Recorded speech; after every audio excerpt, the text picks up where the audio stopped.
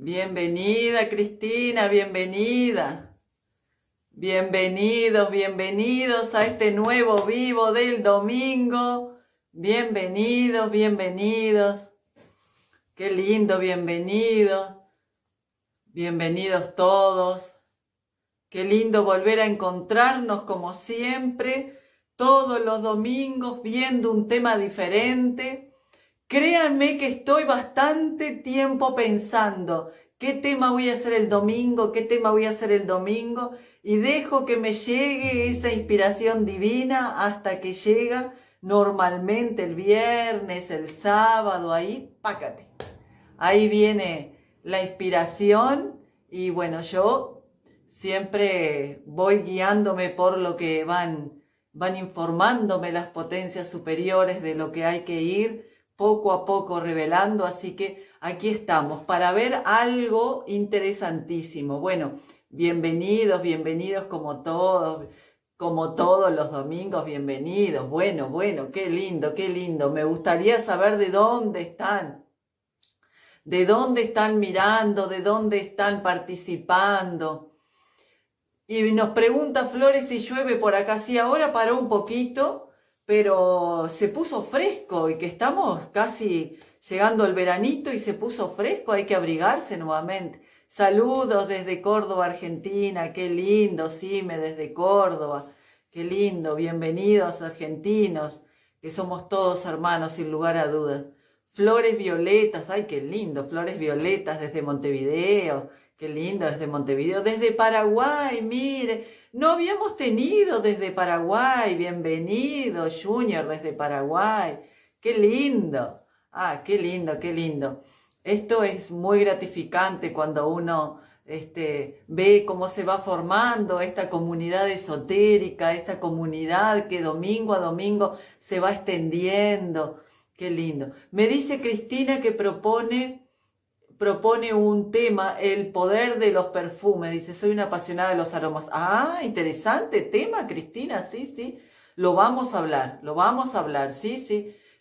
Bueno, hemos estado hablando alguna cosita sobre los perfumes y sí, lo vamos a hablar. En todos los vivos siempre yo estoy tirando algún secretito, alguna cosita ahí. Así que busquen los vivos porque hay mucho misterio ahí que poco a poco uno puede ir descubriendo. Así que bueno, Nati, hola a todos, dice Nati, hola, Cipriano, mi papá, mi padre, fiel a mí todos los domingos, hola papá. Qué lindo. Bueno, muy bien. Bueno, ¿se acuerdan que les dije que esa inspiración llega viernes o sábado? Así que bueno, siempre estoy ahí, no sé si dar este tema, si dar el otro. Así que si ustedes desean proponer algún tema, también siéntanse con la libertad de enviarlo al mensaje y decir, bueno, me gustaría que se hablara de tal tema, me gustaría que se hablara de tal otro tema. Porque siempre está bueno poder hacer cositas que a ustedes les llame la atención, que les produzca, por ejemplo, inseguridad y quieran saber, o curiosidad, o que también tengan algún conocimiento y que quieran profundizar de eso. ¿Saben qué? La otra vez una señora me mandó un mensaje que quería que hablara sobre la doctrina secreta de Madame Blavatsky.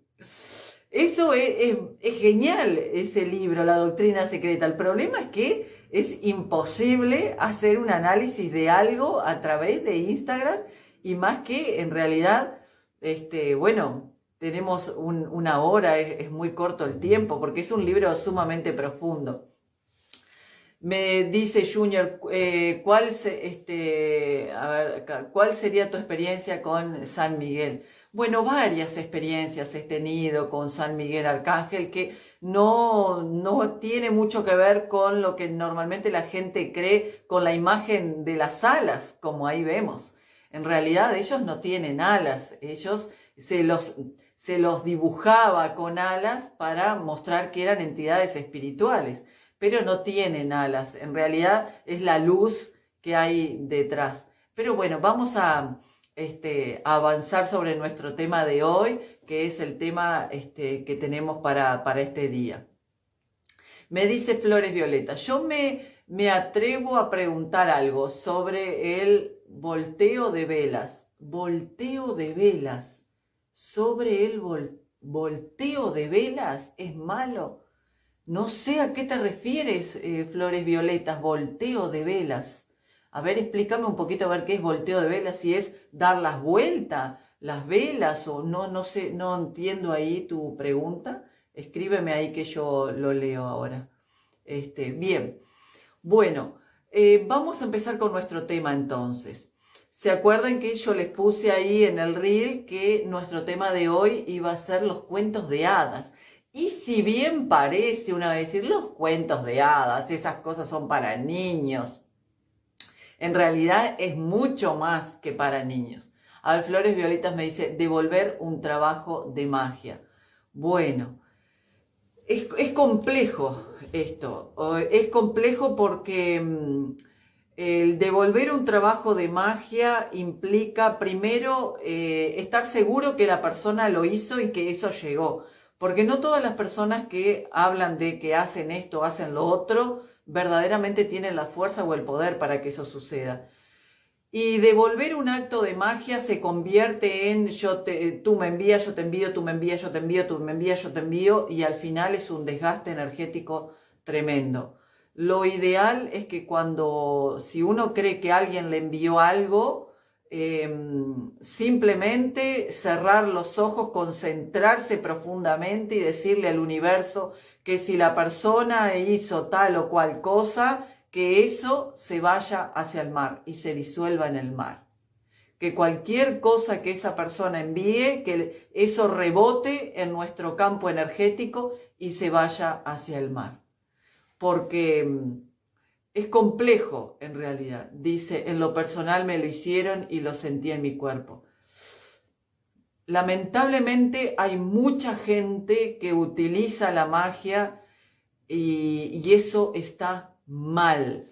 Está bien si uno la utiliza para abrirse los caminos, para limpiarse, para alinearse, que vamos a hablar de esas cosas ahora que está por llegar el fin de año. Otra cosa es cuando uno usa para dañar al otro. Eso está mal y toda causa tiene su consecuencia y viceversa.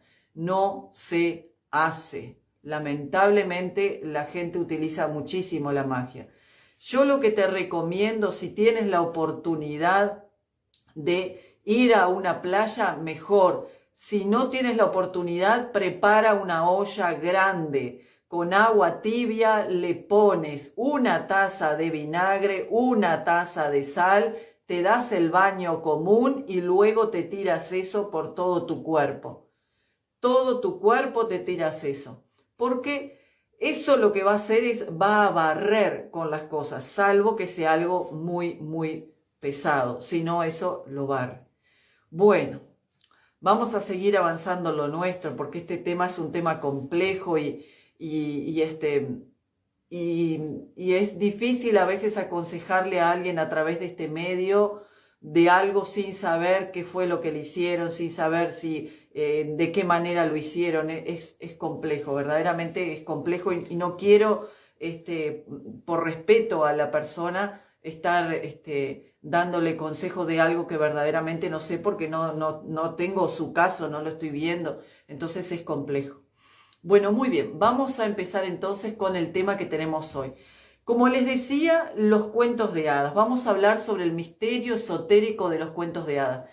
Y muchas veces nosotros creemos que los cuentos de hadas fueron hechos exclusivamente para los niños, pero no es así.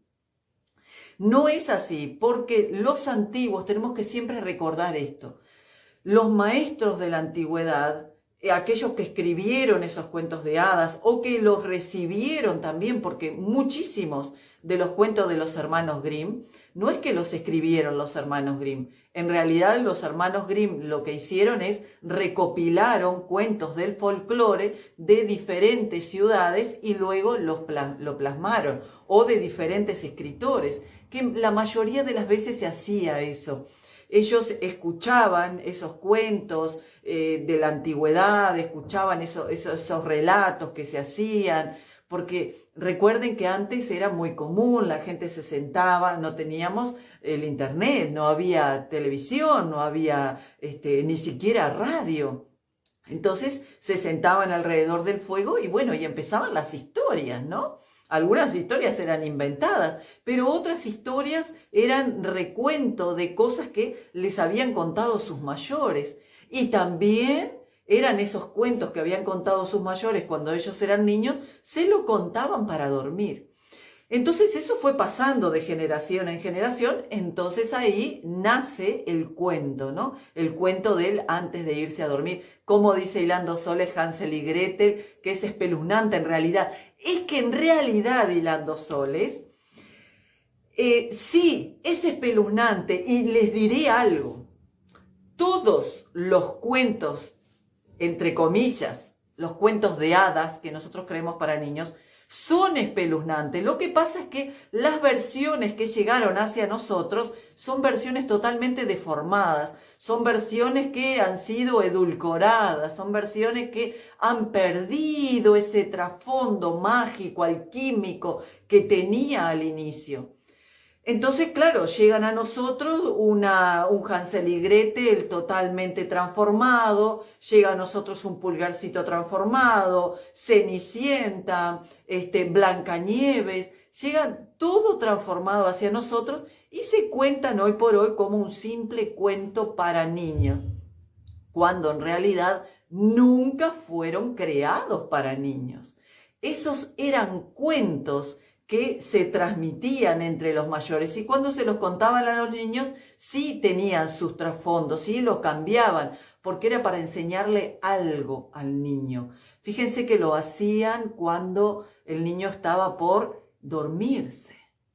El niño estaba por ingresar en el sueño y ese ingresar en el sueño es que el niño no estaba ni acá ni en el mundo de los sueños. Él estaba como en una especie de transición hacia el mundo mágico. Que esa era lo importante del cuento, era que en esa transición hacia el mundo mágico, el niño se llevara la historia, presten atención, y luego la historia llevara al niño a transitar por el mundo mágico. Me dicen acá, eran cuentos, dice Flora, dice, eran cuentos de tradición oral. Claro, Jacob los recopiló y Wilhelm les dio la resonancia poética según toda la significación que toma la antroposofía. Todo tiene su significado así como lo estás diciendo. Claro, sí, exactamente, Flor, exactamente. Qué lindo nombre, Flor. Entonces, fíjense que cuando nosotros accedemos a ese tipo de cuentos, como los de Jacques Perrault, por ejemplo, los hermanos Grimm, los cuentos de la Madre Oca, todos esos relatos que llegan hacia nosotros lamentablemente deformados, son relatos que están mostrando un algo, muestran un misterio, muestran un significado profundo, muestran el símbolo debajo de una simple historia que aparentaba ser una historia infantil o una historia que tenía que ver con mundos que eran y no eran de acá. Fíjense qué interesante cómo empiezan los cuentos, o por lo menos empezaban los cuentos antiguamente. Érase una vez, ¿no? Érase una vez, no se sabe cuándo, ¿no? Érase una vez, hace muchos años, ¿no? O sea, en un tiempo sin tiempo. Y decía, o perdido la noche de los tiempos, hace muchos años, perdido las noches de los tiempos, érase una vez, ¿no? Todos los cuentos empiezan así, diciendo que hace mucho tiempo sucedió eso, pero no se sabe en qué tiempo sucedió, no se sabe dónde sucedió eso, perdido en la noche de los tiempos, ¿no? Entonces, ahí nosotros estamos viendo que ya nos están hablando de un tiempo muy antiguo, un tiempo que ni siquiera podemos decir que era un tiempo humano, un tiempo muy antiguo, un tiempo donde los seres humanos podían hablar con los animales, donde los animales hablaban, donde el ser humano tenía un contacto con la magia que era algo totalmente natural, un tiempo sobre el tiempo, un tiempo diferente, ¿no? ¿Y qué querían hacer estos cuentos de hadas? Bueno, estos cuentos de hadas lo que querían hacer era no solamente dar una enseñanza moral, de comportamiento, una enseñanza para el niño y tanto para el mayor también, de cómo tenía que vencer esas dificultades, sino que también lo que buscaba era mezclar el misterio, traer el misterio en una historia para que ese misterio fuera ingresando en la mente del infante y también en la mente del adulto que iba escuchando esa historia y haciendo que el misterio se hiciera carne, que el misterio se hiciera comprensible, que el misterio se hiciera natural.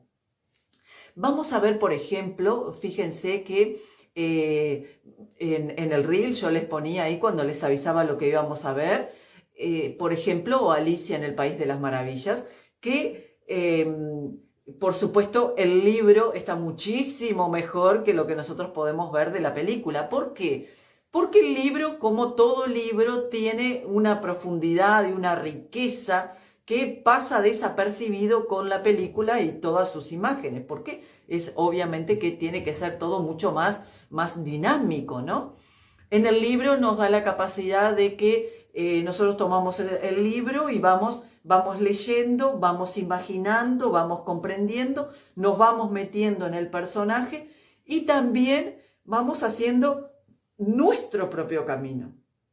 Porque el libro es lo que nos da eso. Vamos haciendo nuestro propio camino y el libro se acopla acorde a la conciencia de aquel que va leyendo, ¿no? Va haciendo que uno sea el protagonista de ese cuento. Fíjense qué interesante. Vamos a analizar unos cuantos a grandes rasgos, porque recuerden que nosotros no tenemos mucho tiempo. Me dice Hilando Soles, ¿qué edición recomiendas de Alicia en el País de las Maravillas? Mire, yo realmente siempre cuando recomiendo algo les digo, elijan lo más antiguo que puedan encontrar, la edición más vieja que puedan encontrar. Para eso, lamentablemente, lo nuevo, las nuevas ediciones, difícilmente contengan fielmente lo que sucede. Hoy les hablaba de la doctrina secreta de Madame Blavatsky o el secreto de la flor de oro o tantos otros. Sucede que las nuevas ediciones de la edición de la doctrina secreta, bueno, en la Divina Comedia pasa lo mismo. La Divina Comedia también sigue el mismo rastro de los cuentos de hadas. Si nosotros vemos, por ejemplo, la doctrina secreta, yo tengo el libro del 1800, tengo un libro de 1800, otro de 1700 y algo, pero ese de la doctrina secreta Madame Blavatsky es una de las ediciones más antiguas, del 1890, y está muy fiel a lo que es el original, porque no se olviden que está traducido. Sin embargo, he visto ediciones modernas que han comprado los alumnos cuando estuvimos estudiando eso en las clases y tienen mucha diferencia. Y a veces una palabrita u otra hace de que cambie por completo el texto. Entonces traten de elegir lo más antiguo posible. Bueno, muy bien. Vamos a ingresar entonces. Vamos a analizar, por ejemplo, como estábamos diciendo, Alicia en el País de las Maravillas. Primero, fíjense qué interesante, en el País de las Maravillas, ¿no? Cuando ya nos dicen el País de las Maravillas, ya nos está hablando que no es un país en concreto, no es un lugar en concreto que existe en la tierra, es de las maravillas, ¿no? De las maravillas, de cosas que existen simplemente en ese espacio, en ese lugar. Y miren qué interesante lo que sucede con Alicia. Alicia va atrás de un conejo blanco, pero todo comienza, el libro comienza así, que Alicia se duerme. Alicia se duerme. Y esto es interesantísimo, porque recuerden lo que les decía, esos cuentos de hadas que eran para niños y para adultos, sucedía en realidad que se hacían antes de dormir. ¿Por qué? Porque el niño iba a ingresar en ese país de las maravillas, o por lo menos se le daba la ruta para que ingresara. Fíjense, Alicia se duerme. Cuando Alicia se duerme, ahí ingresa en otro estado, en otro mundo, y ve al conejo blanco. Y tiene que seguir al conejo blanco, que le dice, no hay tiempo, no hay tiempo. Sigue al conejo blanco. El conejo blanco en la alquimia, o la liebre blanca en alquimia, es lo que el alquimista denomina el mercurio, lo que el alquimista dice que tiene que atrapar porque es muy, muy volátil, se va, entonces hay que ser muy hábil para atraparlo. A grandes rasgos, ¿no? Eso tiene que ver con el alma de la persona, el alma animal de la persona, la parte profunda de la persona. Fíjense que es blanco, fíjense que tiene que ver con algo que es muy rápido, que hay que alcanzarlo. Y corriendo a ese conejo, corriendo a esa parte profunda de sí mismo, fíjense que ella ingresó a esa profundidad, ¿no? A ese sueño, a esa profundidad, y ahí, ¿no? Persiguiendo el conejo, ingresa a la madriguera, ¿no? Ingresa a la madriguera y ahí es donde le pasan cientos de cosas que tienen que ver con un nuevo mundo. Fíjense que ingresa a las profundidades, al centro de la Tierra. ¿De qué Tierra? ¿De la Tierra, el planeta? No, de la Tierra, de su propia Tierra, de su propia profundidad. No nos olvidemos que estaba durmiendo, así que ingresa dentro de su propia profundidad. Ingresa y le empiezan a suceder cientos de cosas, sea grande, sea chica, al final pasa por una puerta y ahí empieza a vivir todas las experiencias que tiene que vivir, ¿no? Fíjense que hay dos reinas, una reina buena, una reina mala, una reina que la ayuda y una reina que al contrario trata de hacer todo lo posible para aniquilarla. Fíjense que todo tiene que ver con esa dualidad, ¿no? Del bien y del mal. Y ella, Alicia, es el caballero en realidad, que tiene que combatir contra ese dragón, ¿no? Ella es el caballero. Y fíjense cómo ahí, en realidad, hay todo un trasfondo que tiene que ver con el camino del héroe. Porque en realidad todos los cuentos de hadas, todos los cuentos de hadas, siguen una misma trama, diferentes personajes, pero una misma trama, un mismo hilo conductor, todos los cuentos de hadas, donde siempre empieza con o el más desafortunado, o el menor, o aquel que nadie le prestaba atención, aquel que parecía el más despistado de todos, es aquel el que luego se convierte en el príncipe, en la princesa, en el caballero, en aquel que gobierna, es aquel, siempre es aquel.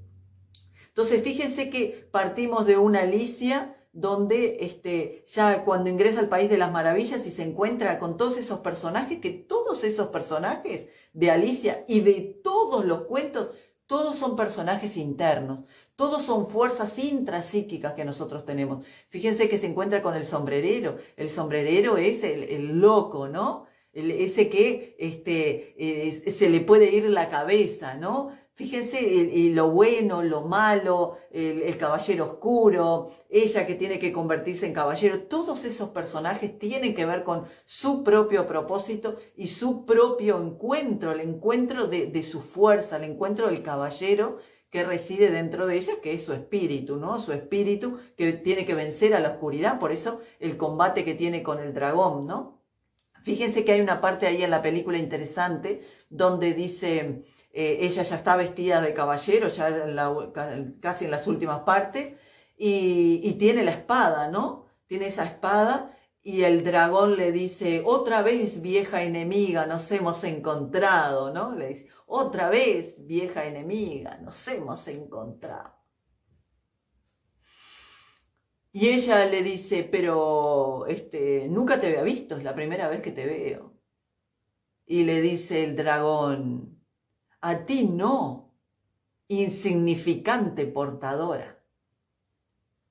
Miren qué interesante. A ti no, insignificante portadora. Claro, ¿qué le está diciendo ahí? Que esa espada esa espada del bien para vencer el mal, fue portada por cientos de caballeros que realizaron la misma gesta heroica, ¿no? Cientos de caballeros que realizaron esa gesta y que hoy es ella la que porta esa espada, que no es de ella, sino que es la que guía la espada del bien.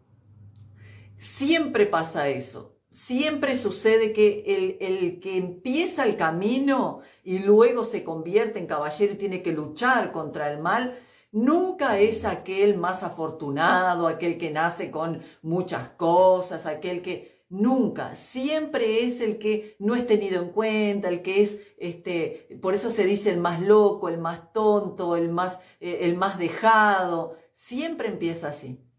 Fíjense, por ejemplo, otro cuento interesante como es El gato con botas. Que el gato con botas, ese sí, ahí la película y el cuento, un abismo entre uno y otro, nada que ver.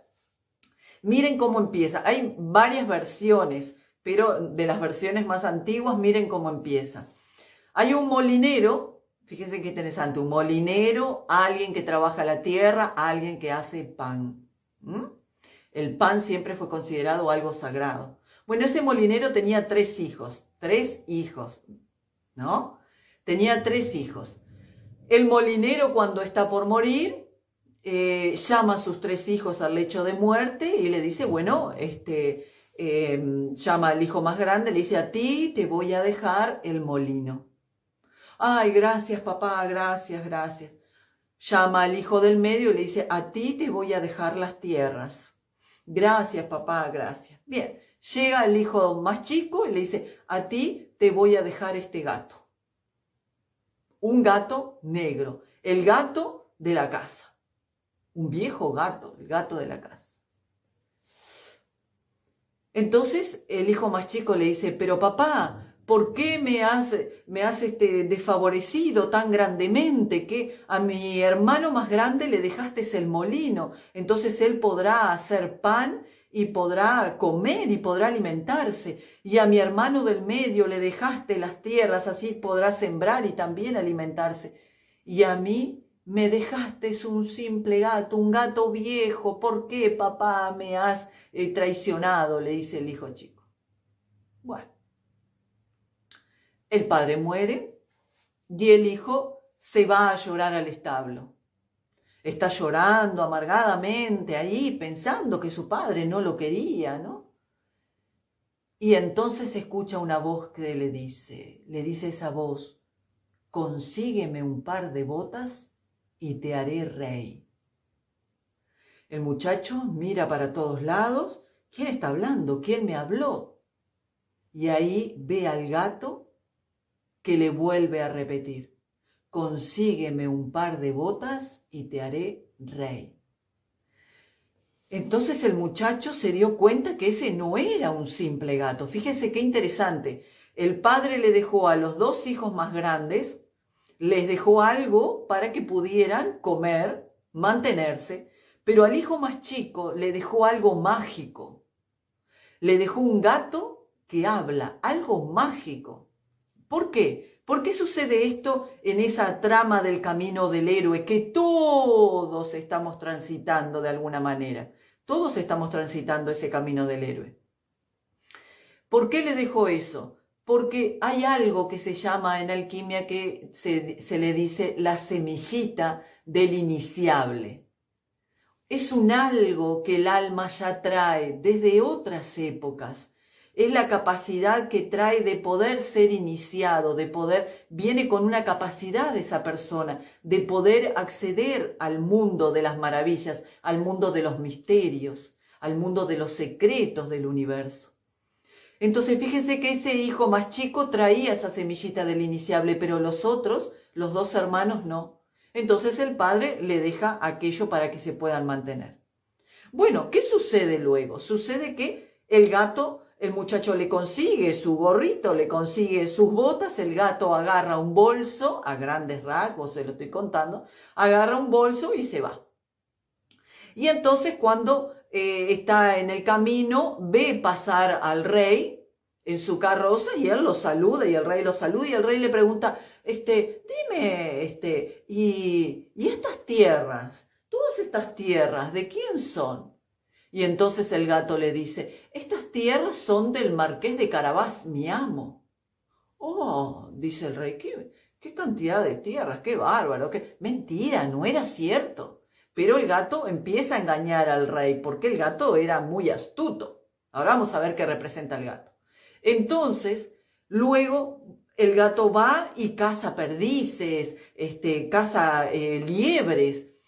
Y cuando está por pasar el rey al otro día, el gato se aparece con todos esos premios de caza y para la carroza del rey. Y le dice, mi querido rey, esta es para usted de regalo de mi amo, el marqués de Carabás. Pero muchas gracias, dice el rey, muchas gracias, muchas gracias. Y así cada vez que el rey pasaba, el gato iba y le regalaba algo de parte del marqués de Carabás. Bueno, aquí que un día el gato le dice al muchacho, bueno, ahora cuando yo te indique, te vas a tirar al río, desnudo, te vas a tirar al río, y cuando yo te lo indique, tú vas a gritar pidiendo socorro. Bueno, le dice el muchacho, que ya no tenía más nada que perder, porque no tenía nada, lo único que le habían dejado era el gato. Así que el rey va pasando y el gato le dice al muchacho que se tire al arroyo y empiece a pedir socorro. Así que cuando la carroza del rey está pasando, el gato va corriendo hacia la carroza y le dice, mi rey, no sabe lo que está ocurriendo. Mi amo, el marqués de Carabás, se está ahogando. Por favor, le dice, sálvelo. Entonces, claro, todos los regalos que le había dado el marqués y todo, el rey se baja de la carroza y manda que el cochero agarre una de sus ropas, de las ropas del rey, y vaya hacia el lago y con los ayudantes del rey sacan al muchacho del lago y le ponen las ropas del rey. Así que el muchacho agradecido con el rey más agradecido con el muchacho por todos los regalos que le había dado, lo invita a subir a la carroza. Sube a su carroza y se van hacia el castillo. Cuando llegan allá, el rey le agradece por todos los regalos y todo, y le dice que se puede quedar todo el tiempo que quiera. En ese momento aparece la princesa. Cuando aparece la princesa y ve a nuestro personaje vestido con ropas reales, cae enamorada inmediatamente. El muchacho también, así que pocos días después, el muchacho habla con el rey y le pide la mano de la princesa. Fíjense qué interesante. Así, un simple campesino se convirtió en rey. Todo por la astucia de un simple gato. Pero no tan simple, porque es un gato mágico, un gato que habla. ¿Y qué está representando el gato ahí? El gato es el guardián del mundo inconsciente, el guardián del mundo de los misterios, el guardián. Por eso en los sueños, a veces la gente sueña que ve un gato y el gato le dice que lo siga. Él es el guardián del mundo del inconsciente.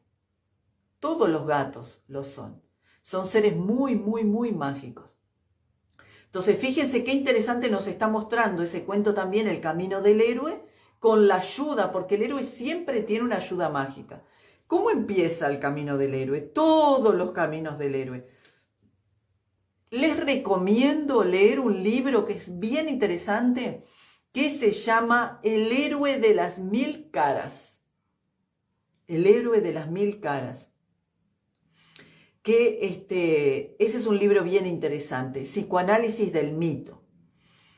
Bien, entonces, ¿cómo empieza todo camino del héroe?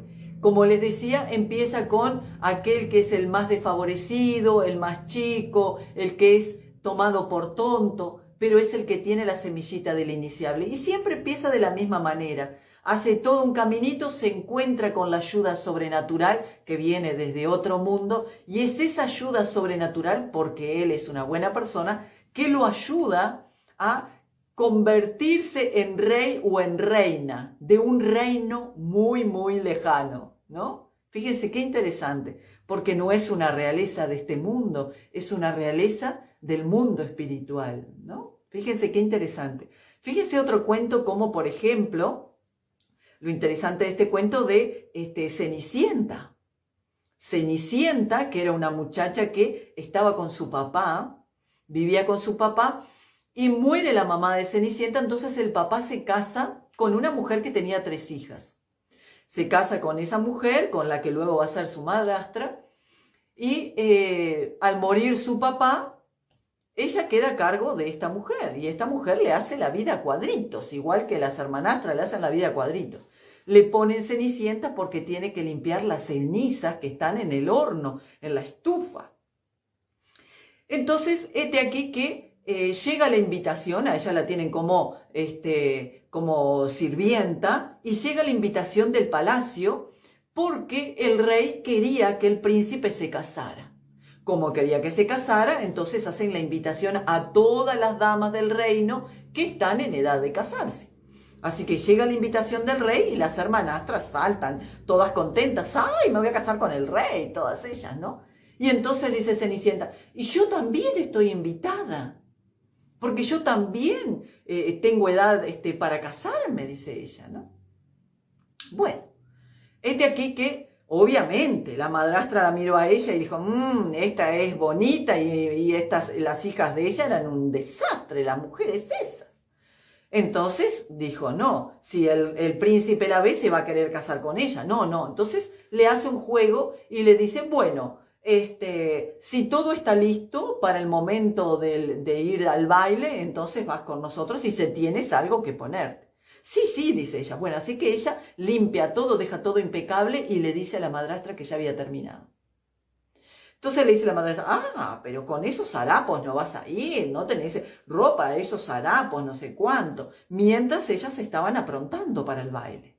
Bueno, aquí que ella no tenía nada para ponerse, pero los ratoncitos, fíjense qué interesante, no eran ratones comunes, eran seres mágicos.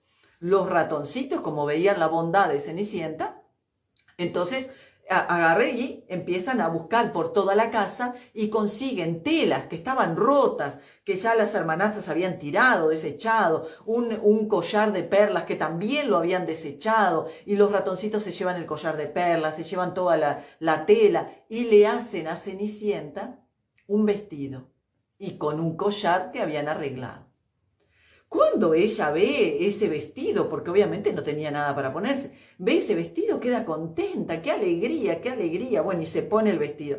Se presenta ante la madrastra y la madrastra cuando la ve dijo, ay, estoy en problemas. Entonces empieza a decir, Griselda, ¿esa no es la tela de tu vestido? Y Grisel le dice, ay, sí, ladrón, es la tela de mi vestido. Y le arranca el vestido. ¿Y ese collar, Anastasia, no es tu collar? Sí, ese es mi collar, le dice. Y le arranca el collar. Así que la dejan a la pobre Cenicienta hecha harapos. Obviamente se va a llorar a su cuarto porque no tenía más nada que ponerse. Bien. ¿Qué sucede luego? Está llorando, un alma buena, alguien bueno, aparece, ¿no? La misma hada azul que aparece en Pinocho, que quiere convertirse en un niño de verdad. Miren qué interesante. Otro camino del héroe, de ser un niño de madera, simplemente de tierra, hasta ser un niño de verdad. Con alma, ¿no? Bien, entonces, ¿qué le sucede ahí? Ella estaba llorando, aparece esa hada azul, esa hada madrina, y convierte los harapos en un hermoso saco, porque la convierte con todo, o sea, estaba irreconocible, maravillosamente divina y reconocible. Y como necesitaba una carroza, transforma la calabaza en carroza y a los ratoncitos los transforma en hermosos corceles, ¿no? y le hace un cochero y todo con el perro y todo mágico, ¿no? Todo mágico, precioso. Bueno, muy bien. Aquí que ella va al baile y obviamente cuando entra el príncipe la ve, tan bonita, todo se enamora de ella, bailan, pero el hada madrina le había dicho, bueno, a las 12 tienes que retornar. Fíjense qué interesante, a las 12 tiene que retornar. ¿Por qué? Porque las 12 es el cambio total del día hacia la noche y ahí empiezan a actuar otras fuerzas que son las fuerzas de la oscuridad. Por eso ahí durante ese horario actuaban las fuerzas de la luz, de la hada madrina. En las otras la fuerza de la oscuridad y se terminaba el encanto hecho por la luz. Sí, dice, así que empiezan a sonar las campanadas después que estaban los dos bailando, todos muy, muy enamorados, ¿no? Y ella sale corriendo y él sale corriendo detrás. Bueno, sabemos que cuando sale corriendo pierde su zapatilla de cristal, ¿no? Se sube a la carroza y ahí toda la magia se deshace. Aquí que el príncipe va en búsqueda de esa dama que había conocido, que estaba enamorado, porque no quería saber nada de nadie, se había enamorado de esa dama, y va por todos lados hasta que llega a la casa de la madrastra. Cuando llega a la casa de la madrastra, intenta probarle la zapatilla de cristal que le había agarrado de la escalera, que se le había salido a Cenicienta. Se las prueba a las hermanastras de Cenicienta y obviamente no le quedaban. Y obviamente, pero no se la puede probar a Cenicienta porque la madrastra ya se había asegurado de que ella estuviera encerrada porque tenía sospecha. Entonces, ¿qué sucede ahí? Nuevamente los ratoncitos logran abrirle la puerta a Cenicienta y Cenicienta empieza a bajar. Y cuando ya el príncipe, la madrastra tenía miedo que el príncipe pudiera elegir a Cenicienta, rompe con su bastón el zapatito de cristal. Y entonces hay todo un alboroto. ¡Ay, qué horrible! El zapatito se rompió. Y Cenicienta saca de su delantal el otro zapatito que le quedaba y entonces ahí él se da cuenta que ella es la indicada con la que estuvo bailando. Y se convierte en reina. ¿Se dan cuenta? Fíjense como una simple muchacha que limpiaba las cenizas termina convirtiéndose. Pero ¿por qué sucede ese traspaso de un simple campesino, una simple campesina convertirse en rey o reina? ¿Por qué hay eso? Porque simplemente es bueno. Bueno. Por eso las fuerzas sobrenaturales están ayudando a ese ser. Porque es el único o la única que tiene lo que se necesita, que es la semillita del iniciable. Esa semillita que se fue cultivando durante todas las encarnaciones anteriores de esa alma. Siempre es la misma trama. Alguien inocente, alguien bueno, que tiene que desarrollarse, necesita salir de la casa del padre o de la madre, por eso siempre hacen una ruptura o se van y hacen todo un trayecto, obtienen ayuda sobrenatural y esa ayuda sobrenatural la obtienen, por supuesto, porque son buenos, pero también porque tienen que enfrentar determinados obstáculos, como las usurpadoras, que quieren ser usurpadoras del reino, como es las hermanas de Cenicienta y tantas otras, como es la madrastra de Blancanieves, que quiere ser también la usurpadora del reino. Entonces siempre está el usurpador que quiere guiar el reino espiritual. Y son todas energías intrapsíquicas, son todas fuerzas internas que nosotros tenemos. El ego es el que quiere ser el usurpador en realidad del poder humano, cuando en realidad el poder humano le pertenece a nuestra parte espiritual, a nuestra parte más profunda. Fíjense qué interesante también otro que es La Bella y la Bestia. La Bella y la Bestia es un cuento muy interesante porque en realidad nos muestra cómo alguien que ya es príncipe, a raíz de su soberbia, se convierte en una bestia. En realidad está mostrando un ser que tenía la oportunidad de convertirse en algo mucho más grande, fue tentado por las fuerzas mágicas, porque fíjense que en las puertas de la bestia llega una hada disfrazada de pordiosera y le pide cobijo, ¿no? Y él la rechaza, le dice que no. Pero debajo de esa apariencia estaba un ser mágico. Estaba un ser mágico, ¿no? Ahí fue tentado por las fuerzas, ¿no? Las fuerzas mágicas, para ver si su corazón era bueno y verdaderamente podía cobijar dentro de su castillo algo mágico, ¿no? Entonces, siempre se trata de eso. Pero, ¿qué es lo que hace Bella? Fíjense qué interesante, ¿no? Bella es una muchacha simple que le gusta leer, que vive en un pueblo, ¿no? Una muchacha simple que se cultiva y que es diferente a todas las demás. Fíjense en la película, ¿no? Cuando dice, yo quiero más que vida provincial, ¿no? Yo quiero aventuras que al mundo asombren, un gran amor quiero encontrar. O sea, quería cosas completamente diferentes. Y tenía la oportunidad de estar con alguien como que representa al ego, no me acuerdo si era Héctor, que se llama, no me acuerdo el nombre del señor, que representa el ego, que él le decía que era el mejor y todo, que podía estar con ese, pero ella quería mucho más que eso. Y ahí, a raíz de que va a salvar a su padre, todo lo que pasa y va a salvar a su padre, es que se encuentra con la bestia. ¿Cómo cambia la bestia? Cambia con el beso de amor. Siempre sucede así, el beso de amor. ¿Qué es ese beso de amor que termina culminando toda la historia? El beso de amor es el encuentro de la personalidad del individuo con el alma. Porque si mi personalidad es femenina, mi alma, que es la polaridad, es masculina y viceversa. Entonces siempre ocurre, como dice en la alquimia, las bodas alquímicas entre el ser humano y su propia alma. Ahí está. Al unirse a su propia alma, a eso profundo que tiene dentro de sí, al unirse, entonces se convierte en rey o en reina de otro reino. No de un reino material, sino de un reino espiritual, porque lo que viene forma parte de la realeza. Lo que se despierta en realidad forma parte de la realeza. Entonces, fíjense que en todos los cuentos de hadas siempre se muestran y dan pautas de cómo es el camino, qué es lo que tiene que suceder. Y eso es lo que se les enseñaba a los niños.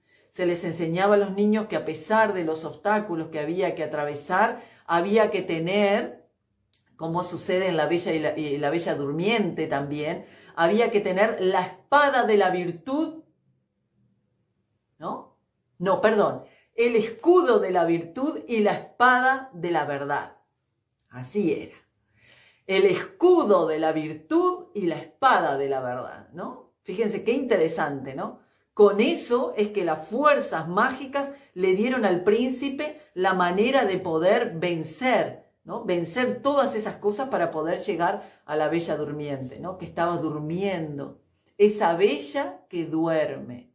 Esa Bella que está dentro de nosotros y duerme, ¿no? Que hay que despertarlo. Se despierta con el beso de amor. El beso de amor, no el beso de deseo, el beso de amor, del verdadero amor, cuando el ser humano encuentra su alma o encuentra su espíritu, o se encuentra a sí mismo. Siempre tiene la misma trama. El ser bueno, él encuentra seres sobrenaturales, vive aventuras, se enfrenta a la maldad porque conoce el mal, porque no se olviden que sale siendo inocente, así que vive en un mundo de pajaritos, pero al enfrentarse al mal, madura.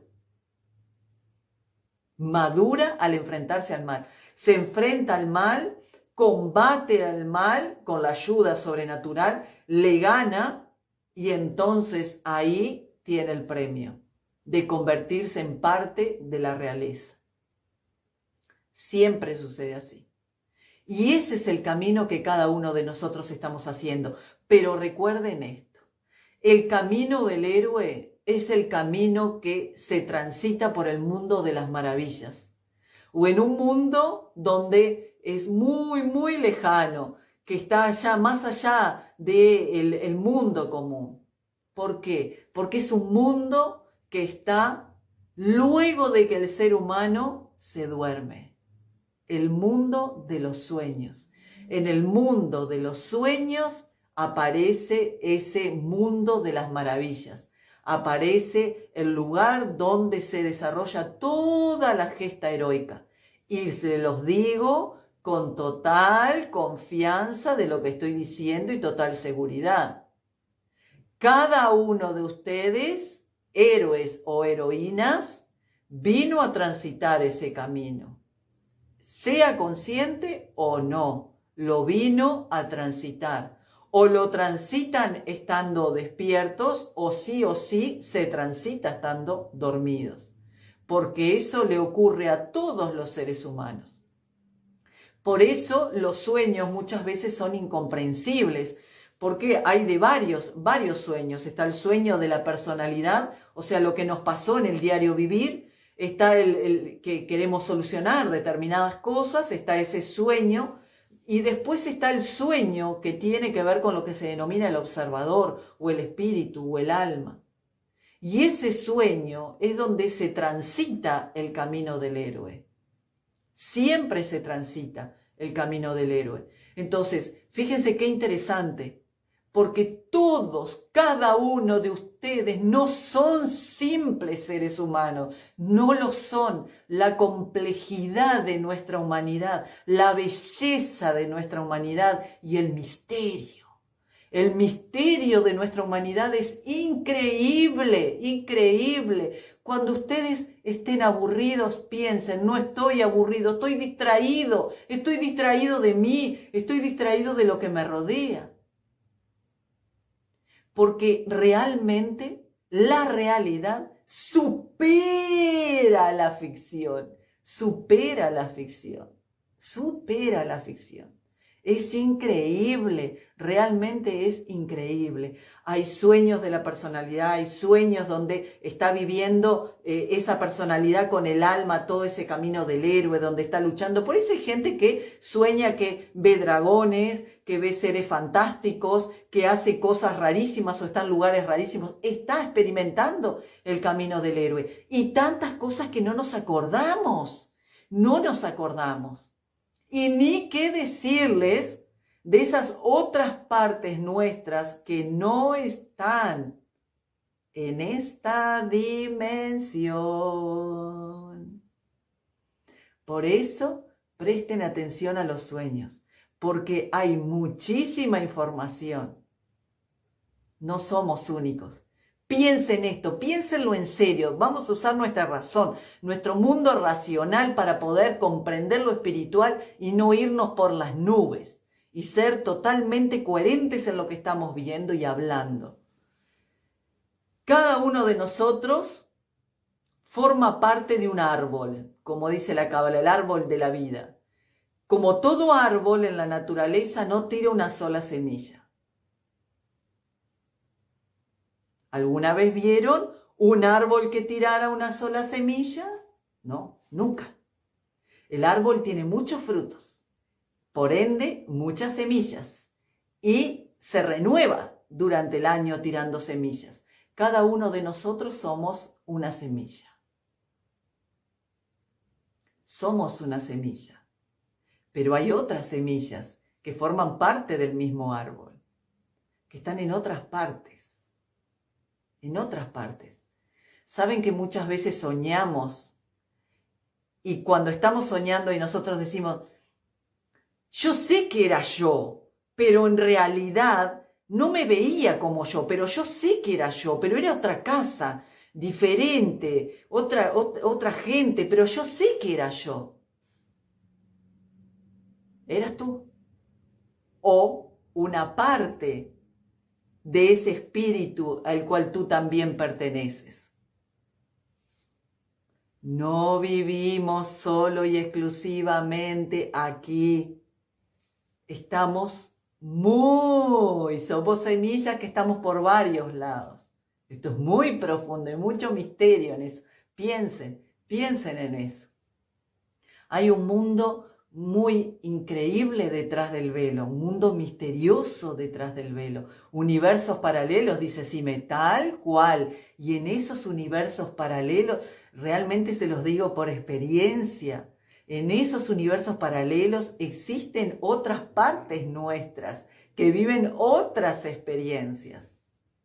Muy extraño es esto, y muy loco si se quiere, pero es real, es maravillosamente real. Y eso es lo que tiene esta vida, la maravilla del misterio que tiene, que no solamente el misterio de nuestra naturaleza visible, el misterio que podemos ver, que se mueve en la flora, en la fauna, en las estrellas, más allá. Hay otras cosas, hay otras cosas, hay otros mundos donde ustedes también se expresan, que viven otras experiencias, que tienen otras familias, que hacen otras cosas. Algunos están en dimensiones muy parecidas a la Tierra y otros en otras dimensiones. Pero es algo increíble, de verdad increíble. Lo que creemos chiquitito que somos ahí perdidos en la nada, no somos chiquititos, somos mucho más grandes. Lo que pasa es que vivimos entretenidos pensando en nuestro estómago. Y ahí es donde está nuestra caída. Vivimos pensando en nuestro estómago. Recuerden el vivo anterior que nosotros estuvimos hablando de psiconutrición. Hay que salir del estómago. Hay que salir. Tienen que meterse eso en la cabeza. Tengo que salir de mi estómago. Y salir del estómago no es solamente la comida compulsiva, sino salir del estómago es... Fíjense que toda esa parte tiene que ver con la supervivencia, tiene que ver con la nutrición, con la reproducción. Una persona que va en búsqueda del placer constantemente no vive. Vive solo y exclusivamente desde su centro animal. Hay que cultivar los otros centros, porque son esos otros centros los que... Esto es un misterio. Esto es un misterio. Los otros centros nos comunican con esos otros mundos. El centro animal nos comunica con el mundo de la Tierra. Los otros con otros, donde nosotros también nos expresamos. Muchas veces uno siente tristeza o siente alegría de la nada y no sabe por qué, y en realidad es porque hizo contacto por cualquier cosa que sucedió en ese momento, con una experiencia que no es de este mundo.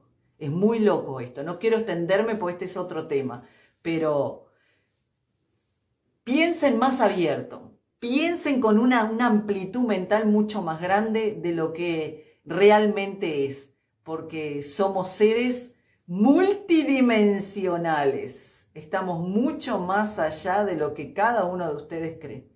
Y cada uno de esos seres multidimensionales también experimenta ese camino del héroe, que es una trama universal.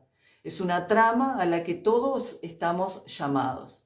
Es muy extraño cuando se empiezan a ver. Muchas veces la gente dice, ¡ay, soñé con una vida pasada! ¿Será pasada? ¿Será pasada? ¿Será una vida pasada o será una vida presente que se está manifestando en otra dimensión, en un espacio-tiempo parecido? Ustedes piensen esto.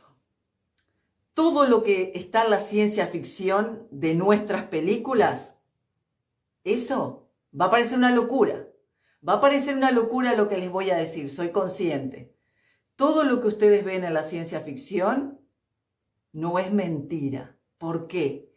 Porque si algún ser humano pudiera crear algo que no existe, sería mayor que Dios. Todo lo que el ser humano se le ocurra, plasme, ya sea en las películas, en la literatura, en lo que sea, eso existe. Existe. Fíjense, nuestro yo cuántico, me dicen, se encuentra ahí. Nuestros muchos yo cuántico. Hay más de uno. Y es muy loco, realmente es muy loco. Es muy extraño todo lo que sucede. Y mágico a la vez. Y mágico. Por eso yo entiendo que a veces la vida es difícil. Yo entiendo que a veces uno tiene que atravesar problemas, como lo hemos atravesado todos. Yo he pasado muchas cosas también. Pero piensen esto. Piensen siempre esto.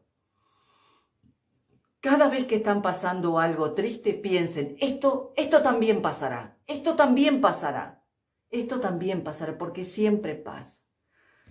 Bueno, estamos terminando nuestro vivo y quiero quedarme con un último mensaje. Somos todos los seres humanos seres maravillosos y divinos.